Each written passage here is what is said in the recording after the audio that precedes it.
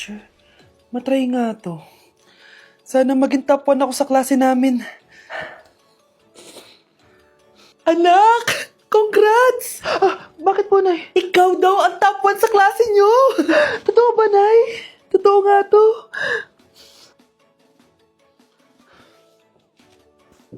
O anak, saan ka galing? Nag-apply ako sa trabaho. Ayoko naman maging pabigat sa inyo habang buhay. Sana makabawi na ako sa inyo. Ba't di mo nalang i-wish yan sa Dreamcatcher? Malay mo naman, di ba? Oo nga no, Nay. Nay! Tanggap na ako sa trabaho! Ang laki pa ng sahod ko! O, di ba? Sabi ko naman sa'yo, anak eh. Deserve mo yan. Nay, sa wakas, makakabawi na rin ako sa inyo. Bes, alam mo, ang yaman mo na. Bakit di ka pa mag-asawa? Ay naku, Bes. Kung may magkakagusto man sa akin, ang gusto ko, mabait at responsable. Parang si Joshua. Naku, Bes. Si Joshua pa. Puro trabaho yan. Hi Scarlett, pwede ba tayong mag-lunch together mamaya? Sure, sige. Saan ba? Ayun. Oh, yan ang simula ng love story nyo, ha? Ay, mahal. Grabe. Natupad na natin yung mga pangarap natin. May anak tayo. May malaki tayong bahay. May maayos tayong trabaho. Ay, sa wakas. Proud ako sa ating dalawa, mahal.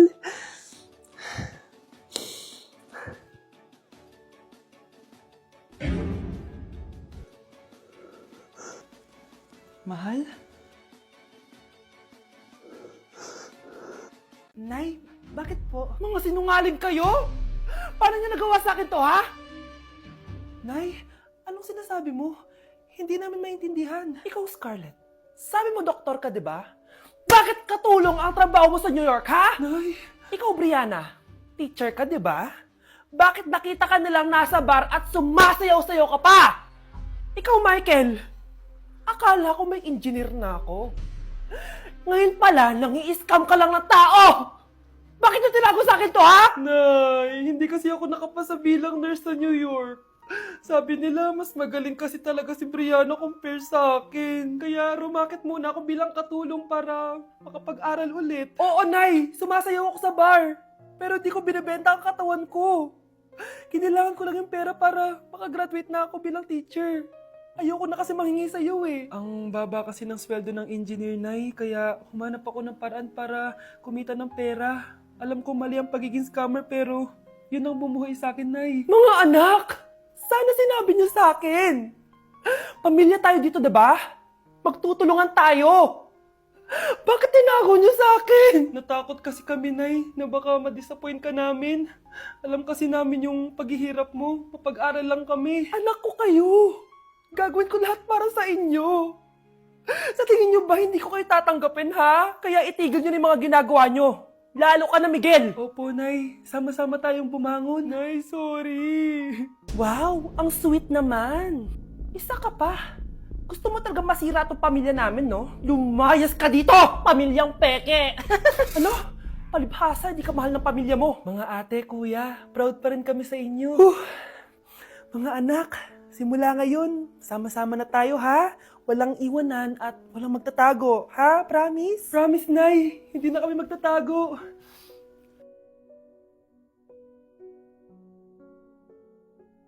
Ganda nito, oh. Sana maging successful yung pagbebenta ko ng damit noon, ha? Mahal, ang dami nating ibebenta mamaya. Manifest natin na makabenta kayo, Nay, para makaahon na tayo sa kahirapan.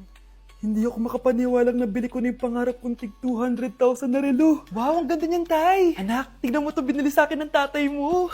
Diba ang ganda? Hala, di ba mahal yan, Nay? Mas mahal pa to sa bahay ng kapitbahay natin, no? Magbebenta ulit kami mamaya para mas marami tayong pera. Anak, binilang kita ng kotse. Gamitin mo to pag pupunta ka ng school, ha? Ha?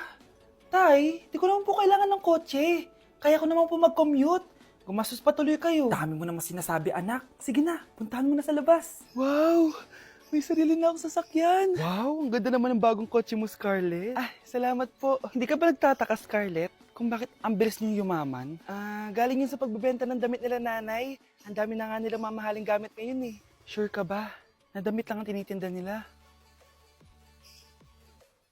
Nay, bumabagabag talaga sa isip ko kung bakit ang bilis nating yumaman.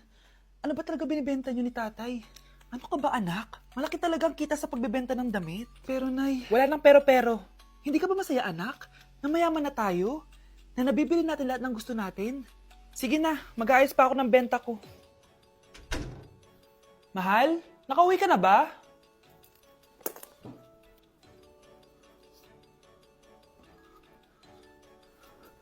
Ano ba talagang laman nito?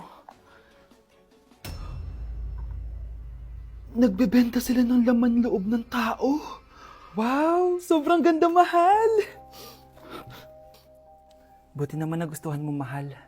Nga pala, kinuha ko na yung laman loob ng kapitbahay natin. Si Rosa? Malaking pera na naman to. Mahal, hindi dapat malaman ni Scarlett to, ha?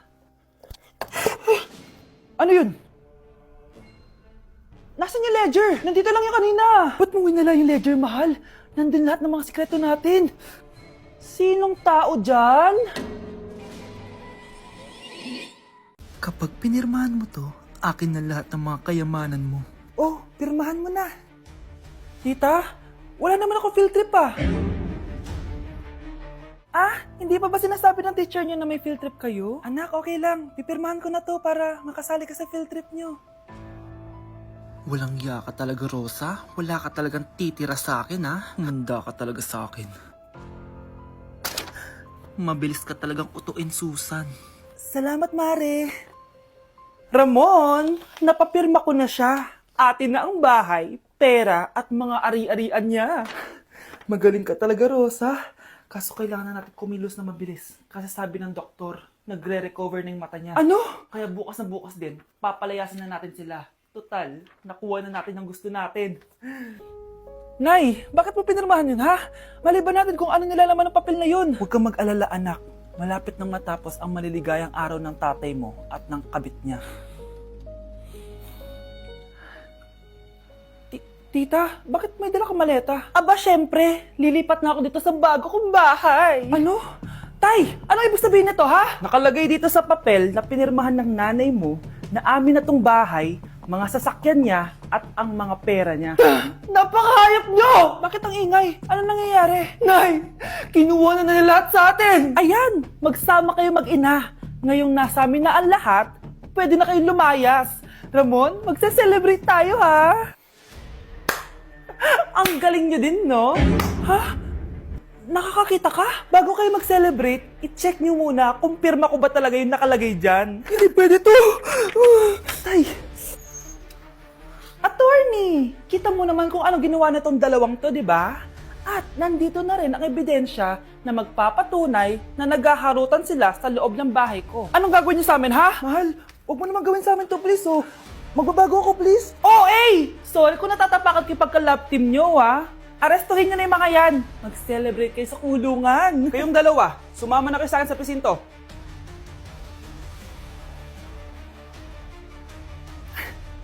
Gusto mo ba talaga ako makilala, Scarlett? Oo, dahil hindi ako matatahimik. Magkita tayo malapit sa puno ng mangga.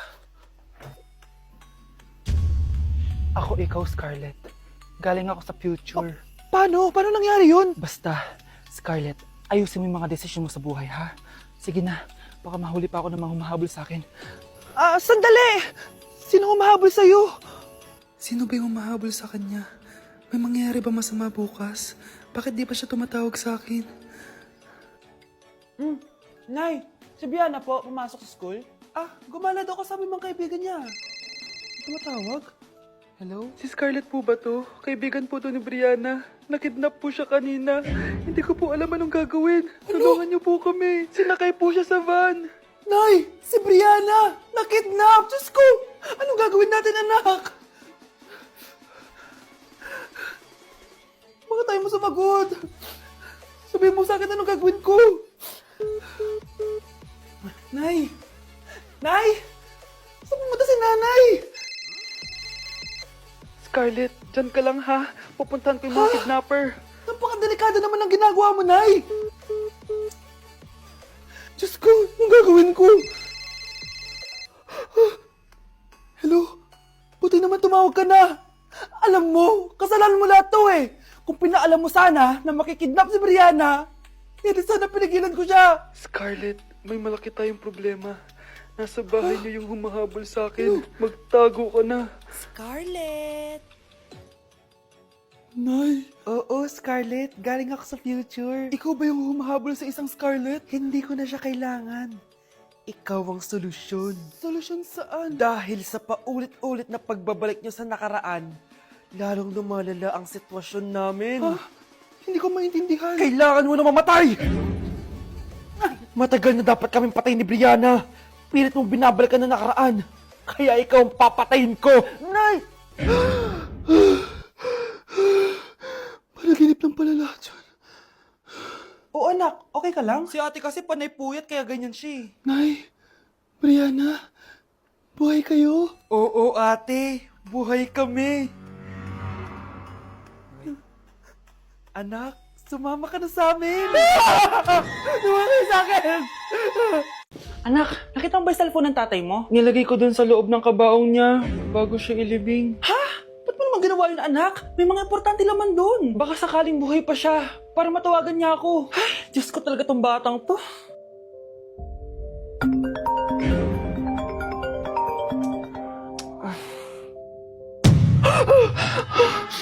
Matawag si tatay.